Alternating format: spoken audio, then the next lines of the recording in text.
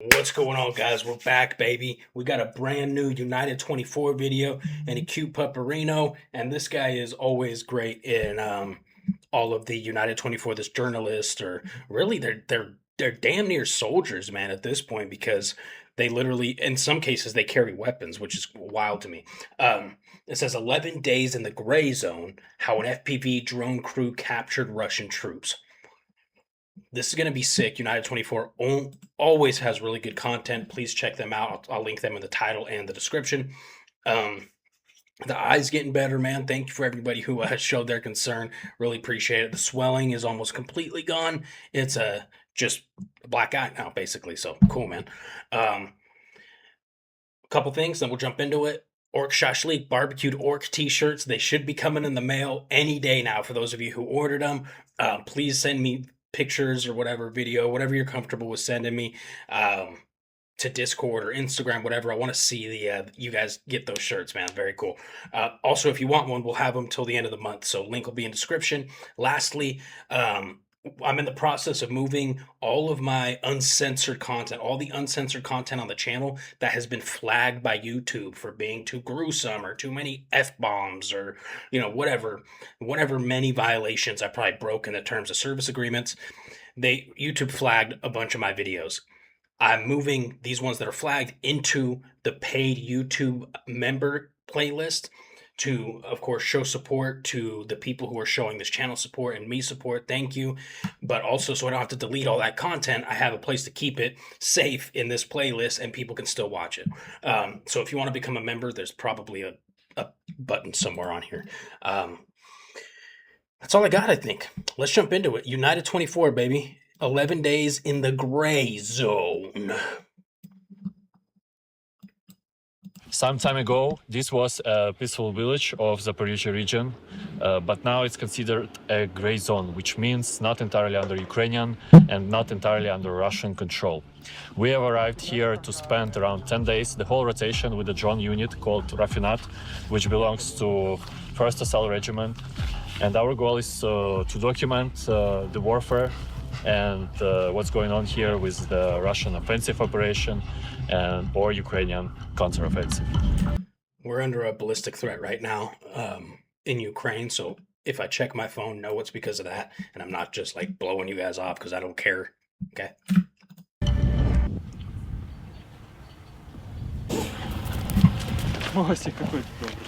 The village. Sabaka. I'd never heard of it before and probably never would have if not for this job. There are hundreds of villages like this all along the front line, with the same eerie, abandoned atmosphere. But here, it feels different. Maybe because it's so fresh. A few houses are still intact. At the end of 2025, Russian forces made a major push towards Gulay Pole, slowly advancing closer and closer to this area. Until, at some point, it became possible to meet them face to face. And that's exactly what happened to this crew.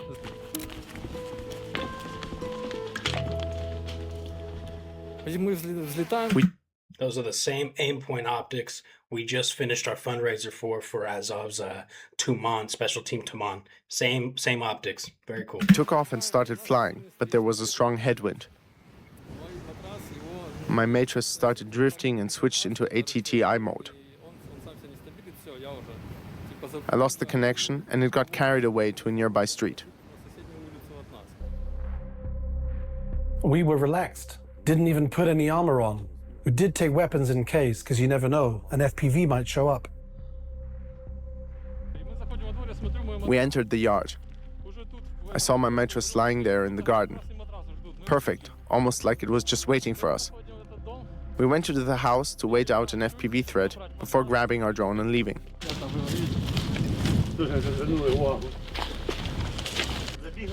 We ran under a roof to stop and have a smoke. We didn't want to go inside and disturb anyone. Some of our guys might be positioned there. Then I thought, okay, maybe I'll go and meet our guys after all. I walk in, and there's a dude standing by the wall. My first thought was, fuck, Russian. Then he steps back, all relaxed. I'm thinking, well, maybe he is one of ours. He was dressed all in white, so it was hard to tell. I ask him, hey man, what's under your winter camo? He lifts it, and that's it. We immediately realized Russian. I ask, how many of you? He answers 2. Where's the second? Sick, in the basement. Where are your weapons? Also in the basement. We run in, all out of breath, pumped. Bro, we brought you a Russian. He opens the door, just frozen, like,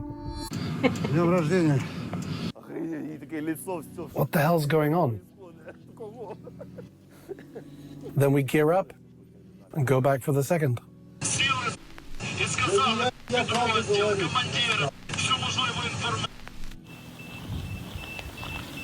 We get here, and I could already smell it. We open the doors, and the basement is open, and there's smoke coming out. And here are their anti-drone cloaks. Multicam on one side, Russian pattern on the other. We shout, "Come out!" Silence. "Come out or we throw a grenade." Then, okay, I surrender. And that's how we got the second one. They were just a couple of idiots. Flag off tick guys. Flag of tick. It's a Russian technique used commonly to create an image of control. Raising flags in supposedly captured areas to report success up the chain of command. They were supposed to unfurl their flag near a vehicle, as if they had captured the village. We've talked so many times on this channel. We talked about it with Preston. Uno and I talked about it on Preston's show together, even, that the lines are so the front line, the line of contact in Ukraine is so dynamic and mixed up and messy that stuff like this happens. And I've shared examples of this in the past, but this is such a good example. These guys didn't even have armor on. They were like, if you're not wearing armor and you go outside, you are very confident that you're safe in that region, in that area. Very confident. SOP is to put your armor on. If you're in a hot zone, put your armor and helmet on to just go pee in the middle of the night, to walk outside and go pee. So these guys must have felt very safe, and they walk into 2 enemies. That's crazy. A drone would film it in a wide shot, showing the village and the flag. Basically staged footage for propaganda. They were waiting for the right time, and 2 more guys were supposed to join them.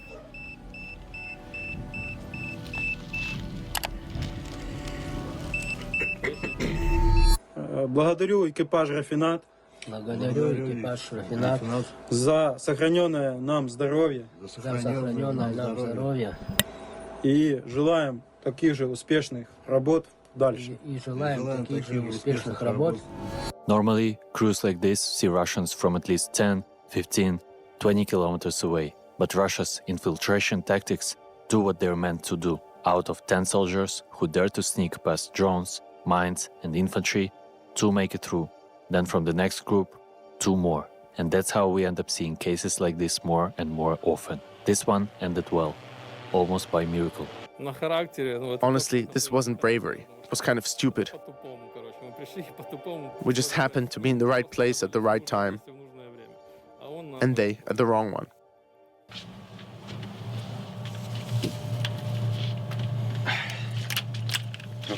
A trophy. I like it a lot. I've already kitted it out myself and used it a bit. AK-12. Put an RPK mag in it, 45 rounds, and added a grip. It's unloaded. AK-12, 3rd generation, 2023 model. That's sick.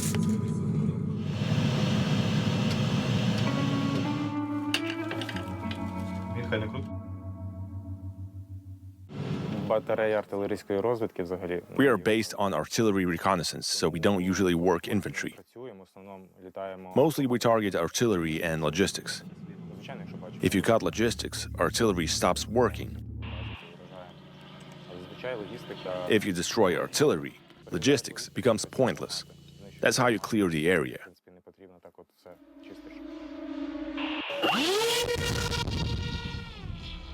Можна сказати, що ви, типу, частково закриваєте от контрбатарейну боротьбу. Exactly.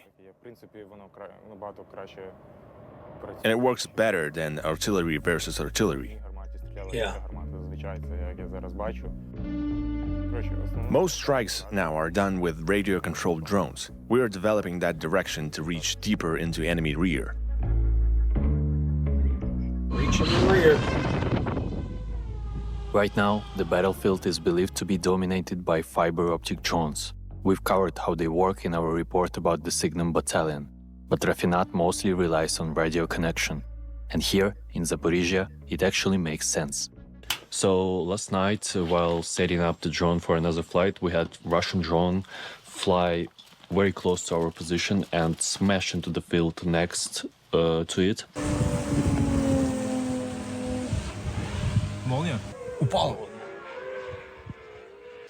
And today is the next day, and it's quite early. I think you can tell by my face. And we want to basically go out from the position and explore a little bit, check out what kind of drone it was, what ammunition did it carry.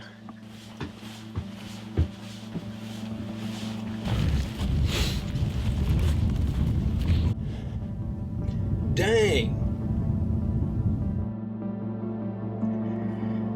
We have this part when we Oh, that wasn't from the drone. I was gonna say, dude, that thing was carrying something serious. drive here, when we have to cross a couple of open fields. In Donbass, you can move between tree lines. Here, sometimes it's 1.5 kilometers of open ground that you have to drive or walk through. If they spot you, you're stuck in a kill zone with nowhere to hide.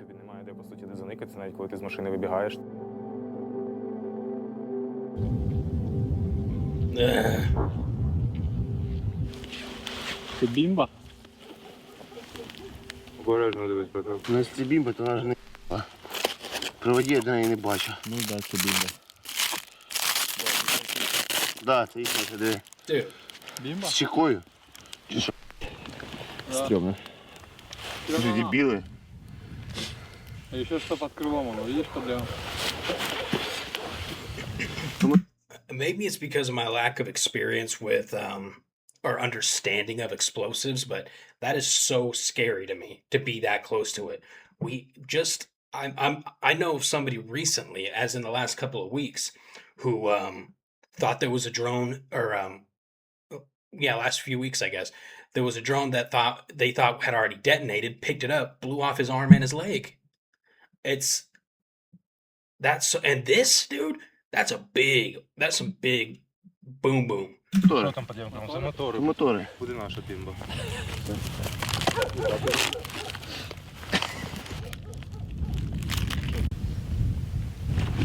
Тяжелый? Та ні, можна сидіти насправді. Я возьму. Ага, дякую. А, це камера. So this is what I'm talking about. If the enemy drone is flying towards me, I have to run for another 500 meters, and I'm not making it for sure.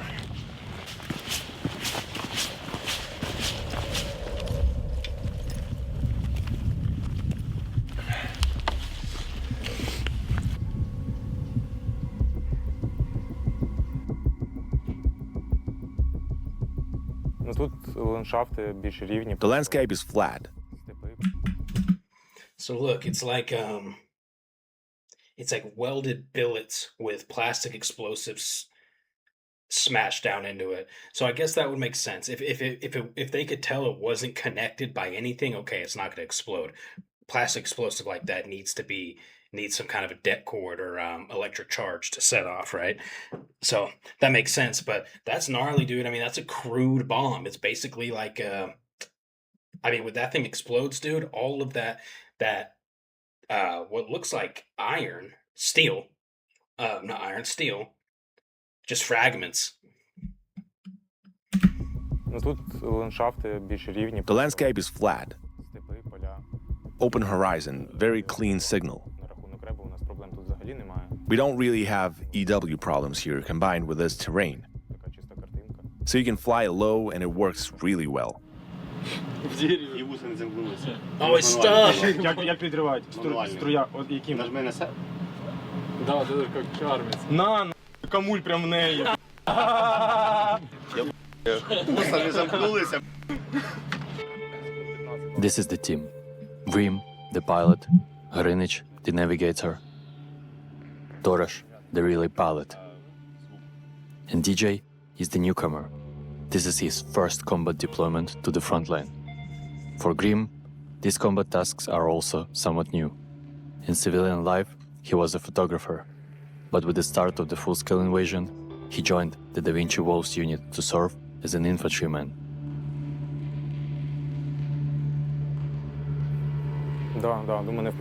In the infantry, I always had a camera in my kit.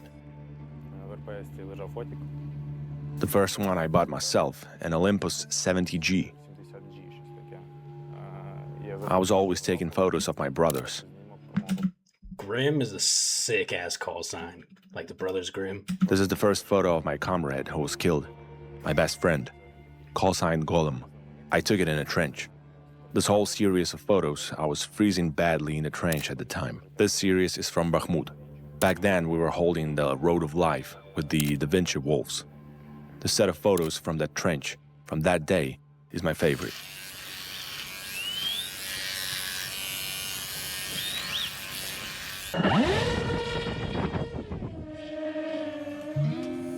While in the air, we see Russians, a lot of them.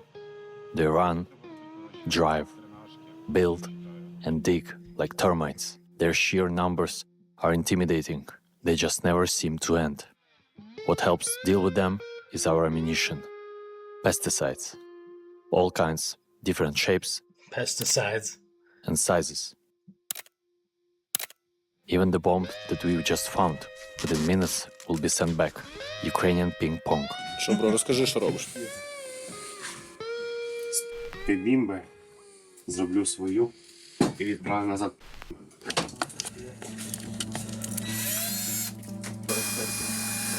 Має бути прикольно. Ну, подивимося, ти крило. Як воно класно. Крило. Як воно класно.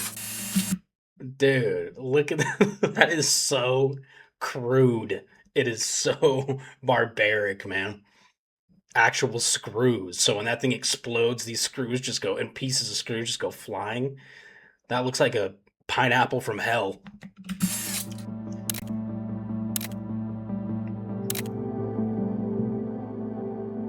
So this is the room where we spent most of our time here. It's a working zone for the guys. They operate the drones from here, and also all of us, we sleep here because this is the only warm room here. The dugout itself is like the biggest dugout I've been probably forever. And apparently it was a command control point for... Look at that doormat. Can you see it down there? It's a Russian flag. A completely different unit, but since the front line became closer and closer, it's now a PV position for the guys. This room is also of dual purpose. DJ and Grinich, they prepare drones for their final flight. And also we have a kitchen zone, and this below is our new friend. I call him Zeus. He is very cute. Here we have ammunition storage right in this room and in the corridor. And to the left is the room where prisoners of war were kept, the captured Russians. They were kept over here for a while. We still can see the red tapes that they use on the front line. Here we have more and more ammunition. Really, there's a lot of ammunition. Wow. And there's even more room up there, but I don't want to show it to you because it's a toilet zone, and we use plastic bags and plastic bottles to go to the toilet, especially during the night, because you don't want to be a warm spot on Russian thermal visors here, especially during the night. That's about it.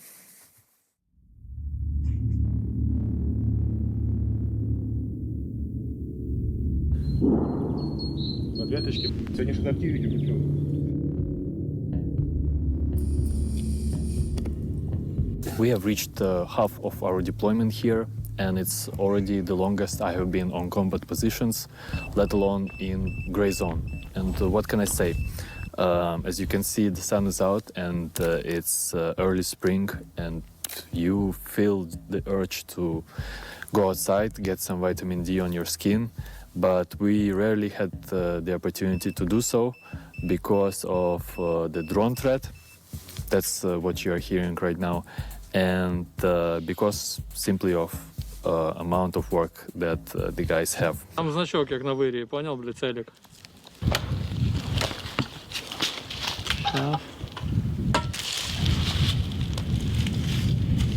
In terms of the unit's work, there are lots of ups and downs.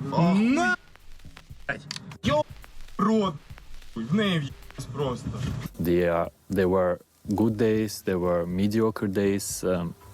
I'm kind of still amazed by the distances they are able to cover with the radio-controlled FPV drones, but there are still many issues with them. The landscape and the wind may work in or against our favor. In some cases, the ammunition may not explode. Still, they were able to inflict a lot of damage during this period. We also start to see the tendency that Russians are having more and more movement in the villages, that the guys fly over. So for Grim and his team, it's now basically a question of finding out when exactly Russians are doing all those logistical routes, troops rotations and supply deliveries to finally catch them. And that's what we're gonna explore during the next couple of days.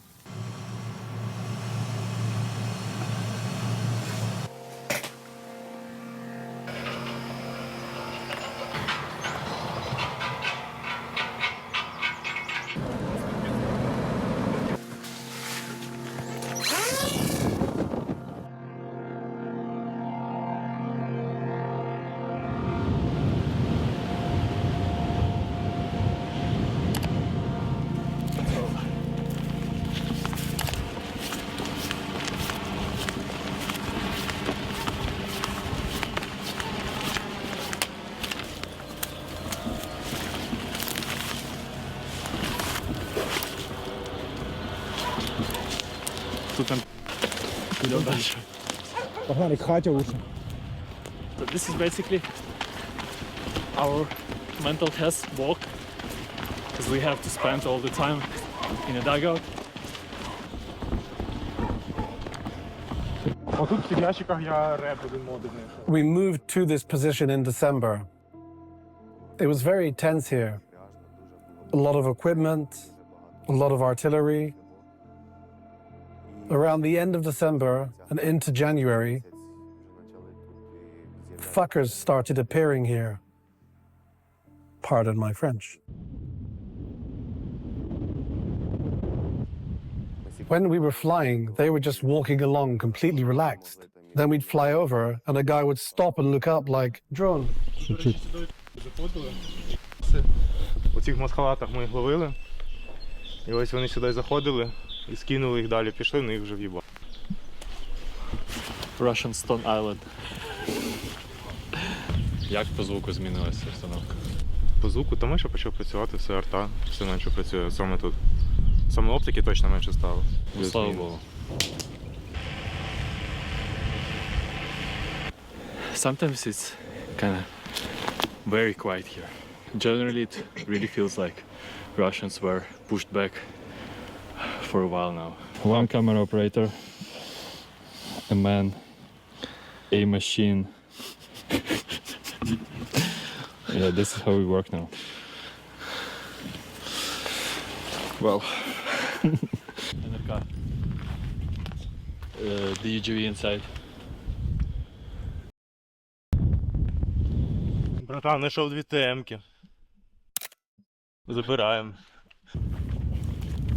Не зря вийшли, да, братан? Да, вообще. Вообще класно.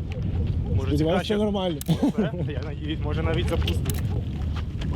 Можливо, не попробуємо полетіти з великою темкою, а не частинкою. Мені, звісно, не понравились типу з камерою. Возле моєї позиції. Братанчик, ти їм скажи, коли вони проїдуть, хай хоч ніде не Voice message from neighboring unit. Bro, tell them when they get back they best not effing post this anywhere. Влажують ці кадри, а то не ходять по селу, знімають всю потім приїдуть, вилажуть, а потім нас тут кабами укриють усе, тут сотруть усе з лиця землі, якщо не узнають, що в цьому селі. Репортери були, ще й знімають, ідуть.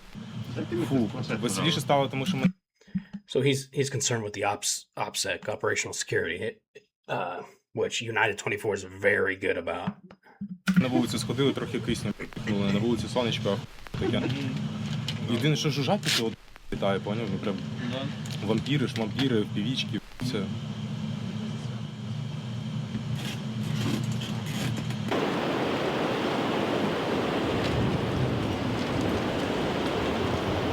During the last couple of days, the wind got crazy strong, more than 10 meters per second, but the main problem with it is its direction. It's straight into our face, which makes it very difficult for Grim and the team to reach any targets and to fly into them. Also, it impacts it in a way that the Ukrainian winged UAVs that do the reconnaissance are also incapable of reaching the areas of interest. So the work has been quite stagnant. On the other hand, for the Russian drones, for the Russian pilots, it's gotten much more convenient to reach the Ukrainian rear positions. And normally, in the end of the day, we get the statistics of how many drones, Russian drones, landed in our area. And during these last couple of days, the number increased for a couple dozens to 100 plus FPV drones. War is not always about action. In 2026, even though combat is more dangerous than ever, in some ways it has also become the most comfortable it has ever been. It's warm in our dugout. We have food, electricity, and a stable Wi-Fi connection. In our free time, we can watch films, read books, and call our families, but most importantly, catch up on sleep. These days, Igor, our cameraman, is celebrating his birthday. Happy birthday to you!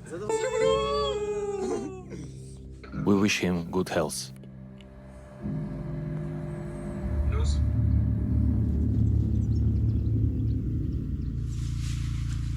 Today is day 10 of our deployment here, and I feel like we've gotten used to our routine quite well. The saddest part for me personally is the absence of proper shower, but we have a substitute. It's a dry shower, it's a hiking option. Also, it's quite difficult seeing all the supplies slowly but steadily go away. Things like water, food, gas. That is the reason why we do these trips around the village to borrow some from neighboring units. Нікого немає, нікого не знаходимо, взагалі пусто. During one of these walks, we came across Russian soldiers. Dead. Next to them, another Russian flag, already slightly burned. I wonder how many bodies are scattered around this village just to raise a flag. But after some time, the drought is over. Our earlier finds dated back from the USSR are going to be sent back where they belong, in the house full of Russian troops. Like the Smiths sing, some bombs are bigger than others. This one is the biggest that we have.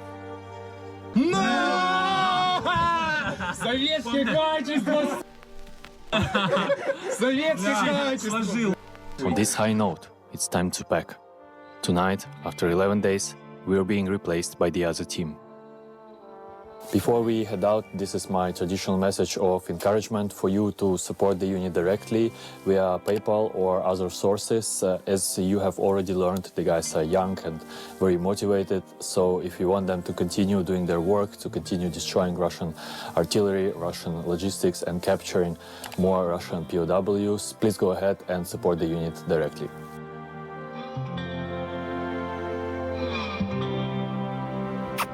Іди сюди, Рекс!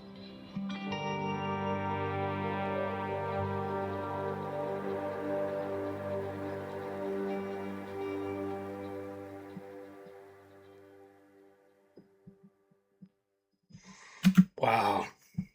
That was great, dude. What a good video. Like I said, United 24 always shows out, man. They have they have great content. Anyways, I thought it was interesting the point that he made about in many ways war has become more comfortable now than it was before. And I think there's a couple things I wanted to mention about that is I think the fact that people now understand Ukraine now understands that this is a battle of attrition. They need to hold out as long as possible. In order for soldiers to stay on position longer, they need to have more comfort, if you will, right? So things are made to be more comfortable because um, now the soldiers are expecting to be there for a long time, not just okay, this is a couple month war, couple year war. You got to sit in this dirt hole for a couple of days, and no, this is like, okay, we got to be here for as long as possible to be as effective as possible. So we got to bring as much as we can, be as comfortable as we can. Also, guys like this guy Grim, he's now a pilot, yes, but he also said that he was in Bakhmut. He was an assault trooper. He earned his position to be comfortable at this point. And that's why you see a lot of ex-infantry guys become drone pilots. Number one, they earn it. Number two, being an assaulter or an infantryman, your life expectancy, the longer you do it, the less, it sucks to say, but the more of a chance you are to get seriously wounded or die. And everybody knows it. So that's why they transition into different teams and stuff like that. But I mean, I guess my point is he did the grunt work in one of the hottest spots of this entire war, Bakhmut. So the fact that he gets a little bit of comfort but still gets to be extremely effective on the battlefield using these drones, to me, that's a win-win-win, man. Anyways, this was super cool. Like I said, I'll tag United 24 in the title and the description. And that's all I got, man. I love you guys. We'll see you in the next video.